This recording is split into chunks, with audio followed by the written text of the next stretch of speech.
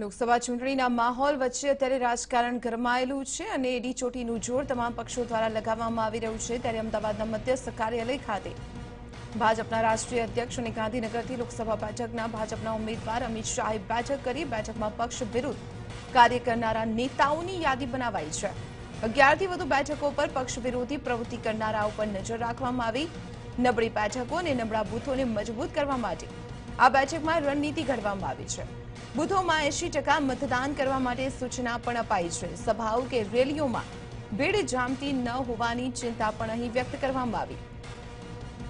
અમિત શાહ રાજનીતિના ચાણક્ય કહેવાય છે, ત્યારે આ વખતે લોકસભાની ચૂંટણીમાં ભાજપને બહુમતી અપાવવા માટે અને રેકોર્ડ બ્રેક જીત અપાવવા માટે રીચોટીનું જોર લગાવી રહ્યા છે। ત્યારે ગુજરાતમાં જે ભાજપની સ્થિતિ છે, ભાજપના જે ઉમેદવારો પ્રચાર માટે જઈ રહ્યા છે અને ત્યાં પાંખી હાજરીને લઈને હવે ચિંતા જોવા મળી રહી છે અને પક્ષ વિરોધી પ્રવૃત્તિ કરનારાઓ પર પણ બાજ નજર રાખવામાં આવી રહી છે।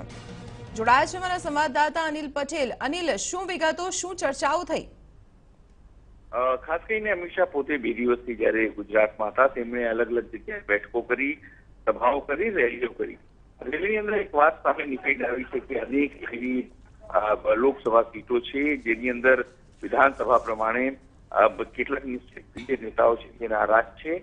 તે તમામ લોકો પાર્ટીમાં કામ નથી કરી રહ્યા, નિષ્ક્રિય છે અને કેટલીક જગ્યાએ તો શ્રીનગર જેવા જિલ્લાઓમાં તો કેટલાક પાર્ટીના જ વરિષ્ઠ નેતાઓ પાર્ટીને હરાવવા માટે કામ કરી રહ્યા છે। તેમની ઓડિયો ક્લિપ જે છે તે વાયરલ કરવામાં આવી છે અને એ તમામ પુરાવા રાષ્ટ્રીય અધ્યક્ષ અમિત શાહ સુધી પણ પહોંચાડવામાં આવ્યા છે અને એટલા માટે તે બાબતની ગંભીરતાથી લેવામાં આવી છે અને તમામ બૂથો ઉપર જે લોકો નેગેટિવ કામ કરી રહ્યા હોય તેમને સીધી રીતે ફોન કરીને અમિત શાહ સીધી વાત કરી રહ્યા છે।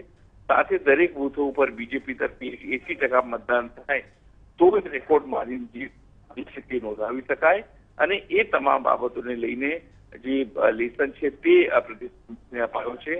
સાથે તમને એ પણ કહી દઉં કે પ્રદીપસિંહ જાડેજા જે હોમ મિનિસ્ટર છે તે પણ આઈબીનો રિપોર્ટ લઈને પહોંચ્યા હતા તેની પાસે અને જે સૂચનો મળી છે તે પ્રમાણે હજુ પણ 6 થી 7 સીટો ઉપર પાર્ટી જે છે તે આઉટ ઓફ માય સ્થિતિ છે, જીતાશે કે નહીં તેને લઈને હજુ પણ જે સમીકરણો સ્પષ્ટ નથી થઈ રહ્યા। જે બાબતને ધ્યાનમાં રાખીને આ ચર્ચાઓ થઈ હોવાની સૂત્રો ઉમેરી રહ્યા છે। જી અનિલ, આભાર માહિતી આપવા બદલ। તો આપણે જણાવી દઈએ, મધ્યસ્થ કાર્યાલય ખાતે અમિત શાહ દ્વારા બેઠકનું આયોજન કરવામાં આવ્યું અને આ બેઠકમાં ગુજરાતમાં અત્યારે રાજકીય લેવલે જે વર્તમાન પરિસ્થિતિ છે, જે પડકારો અત્યારે અમિત શાહને ભાજપ માટે દેખાઈ રહ્યા છે તે તમામ મુદ્દાઓ પર ચર્ચા કરાઈ।